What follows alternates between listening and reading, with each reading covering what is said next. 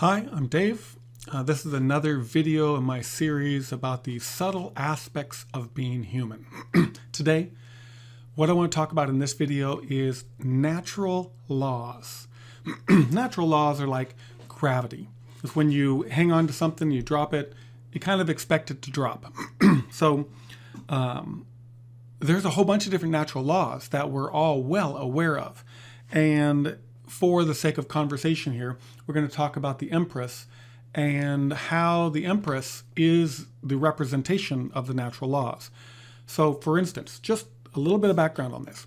So when you plant a seed in the ground, you expect a plant to grow, and you expect that plant to be of the type of seed that that the plant had produced that seed, and it grows into the plant and it behaves like that plant would behave. So it basically does the life cycle of that particular type of plant.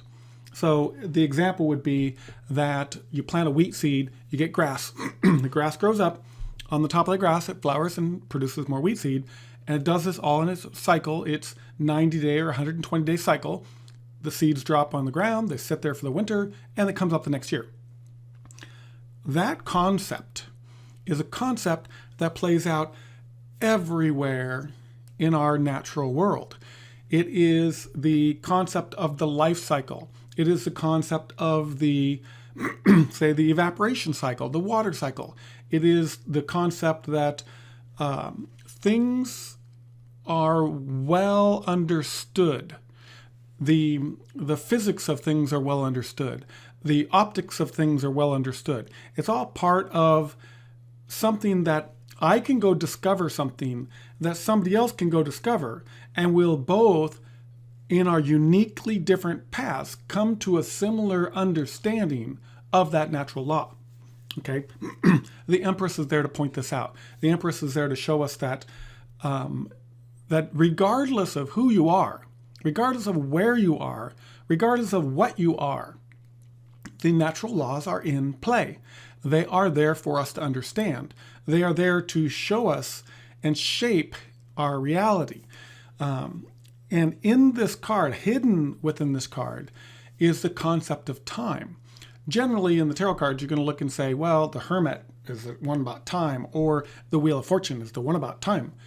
Yet, this card implies that time is an element of our natural experiences. The life cycle is a sequence in time. It is a whole bunch of little elements in time that go to paint the picture of what it is that we're experiencing. So these concepts are something that are easily understandable, easily definable. And so you can think about it for a second. You'll probably find that there are all kinds of different things that are clearly, they follow a rule set. They follow this sequence of events that define what it is. So it's not just one moment in time, it's a sequence of things in time.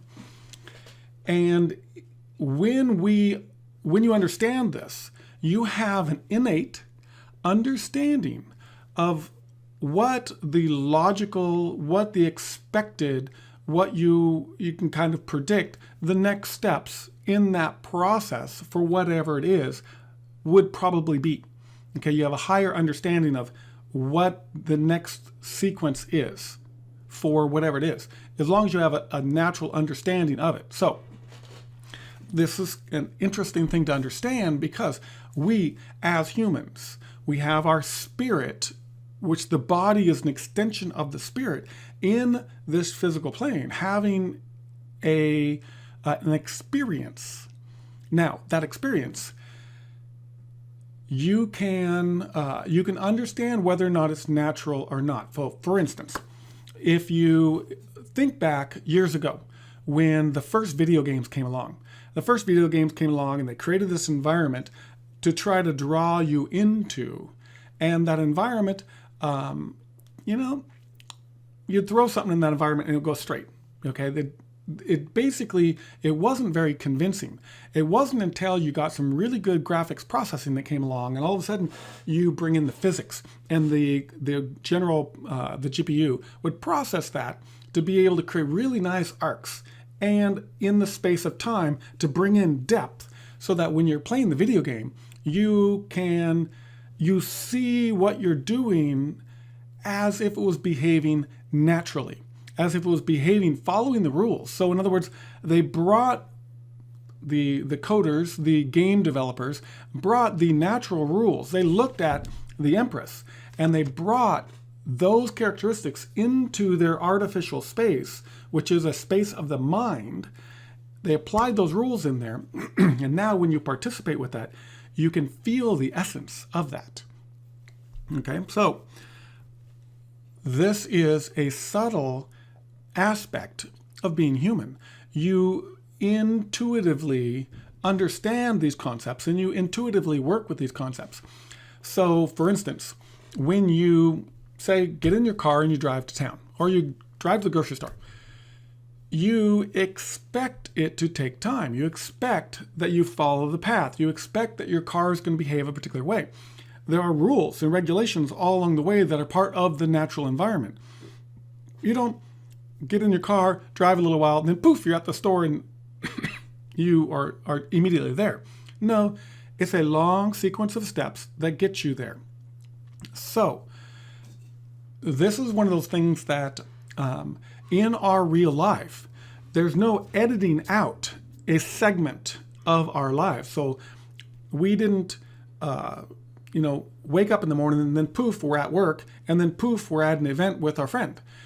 The space of Hollywood, the space of movies, is a mind space which draws you in to draw a story regarding the mind space. Okay? The Empress lives in the physical space, lives where there's crystallized matter, lives where things follow the natural cycles of things. Okay?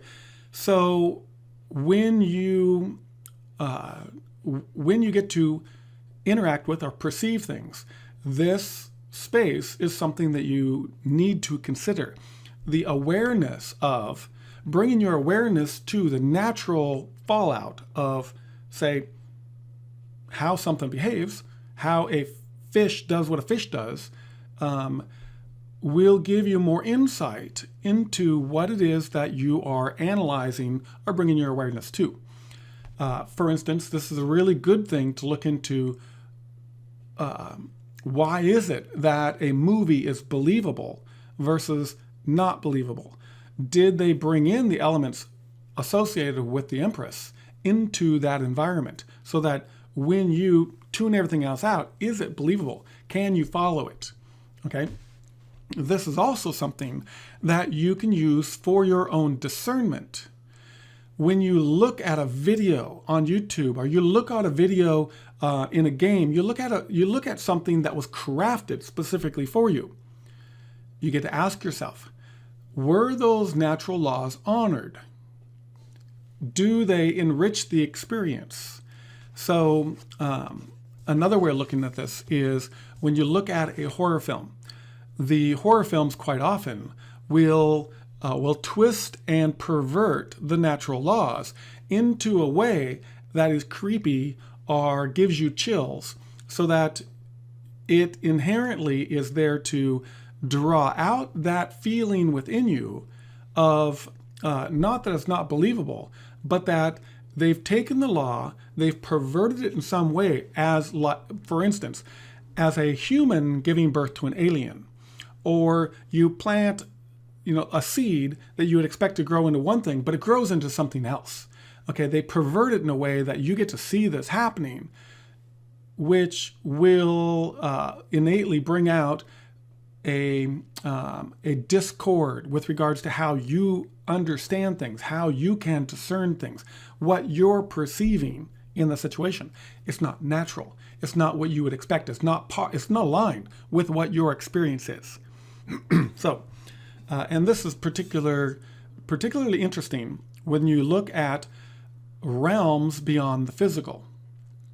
So you look at movies, for instance. Movies are going to be a imagined environment where it's staged, it's put on, and if it's crafted well, if it's produced well, it becomes more believable. if they follow a bunch of rules to be able to draw you in, like following the physics that you would expect. But this also works in your favor for being able to perceive where the truth is in those videos. So when somebody comes along and they paint a picture for you, they're doing this in the intellectual space rather than in the physical space. And they're trying to bring in the physical stuff to make it look real. So you get to question things like when you look in the video and you listen to the words associated with it, does it align with what you're seeing in the video? Does it, for instance, does the sun angle on the item naturally fit with you? If they're talking about something that happens at night, what's the evidence about nighttime? If they're talking about something that happens in the city, what's the evidence of that?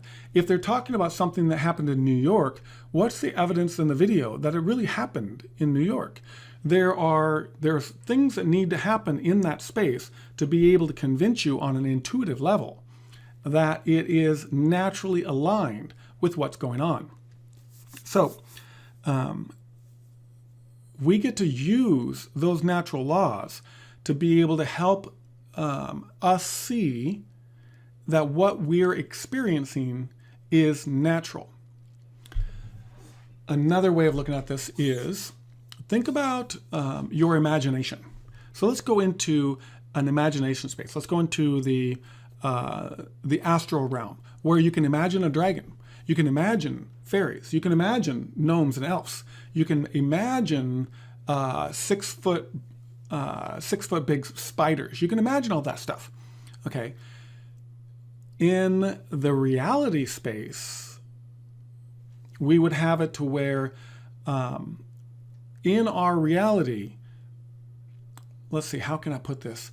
What you can imagine can be radically different, can follow completely different laws, completely different rules than what happens in the physical plane. Thus, this huge dragon with wings and breathes fire, that in the physical plane, all your experiences would show that they're just not possible.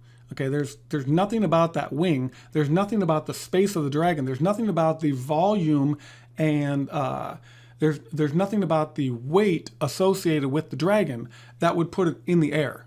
Okay, the air doesn't support that. So this puts that whole thing into the realm of the imagination, which we don't see happening in our physical plane. Do they intersect? Well, it's for us to discern whether or not they do intersect. Who's to say that dragons exist in the physical plane? We don't have the experience of that, but in our mental planes, we can clearly see that. In the imagination realms, when you look at a movie, you can clearly see that it's staged, but does it follow the natural laws? So do dragons exist, or could a dragon exist in the natural realm? Could a huge spider exist in the natural realm? Here we have a card, the Empress, which helps remind us that the things that happen in the physical, we know without a shadow of a doubt. And when we see things behaving outside of this realm, it all of a sudden makes us question whether or not they're really physical things.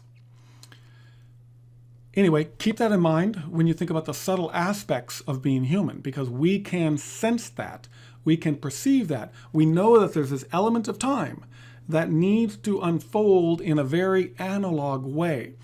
When you look in movies, when you look in videos, when you look in the mind space, when you read a story, what you can be led to believe isn't always analog. It doesn't unfold the way you would see it unfold naturally, but it can convey a story to you and convey an idea to you that lives outside of our natural laws. Before you go, like and comment so other people can find this content too. If you think you might be coming back, feel free to subscribe. I don't put out a lot of content, and you'll be able to easily find my channel again. Also, don't forget about the website. It is a tool for you. Registering and logging in is free, and it gets you all the information about all of my cards. Or if you're feeling courageous, maybe even purchase a tarot card reading. When I do readings, I basically will have you on the phone, record you, and we'll go through this process. It usually lasts about an hour. and we'll get into subconscious answers for your questions. Another way of helping me out is to share one of my videos on your social media. Any way that you can get my information out so that it can help more people, because the information is already there. Another way you can support me is to buy my children's book, A Loving Saint, Sai Baba. I was the illustrator. I work with Arthi as the author on this book. You can find it on Amazon.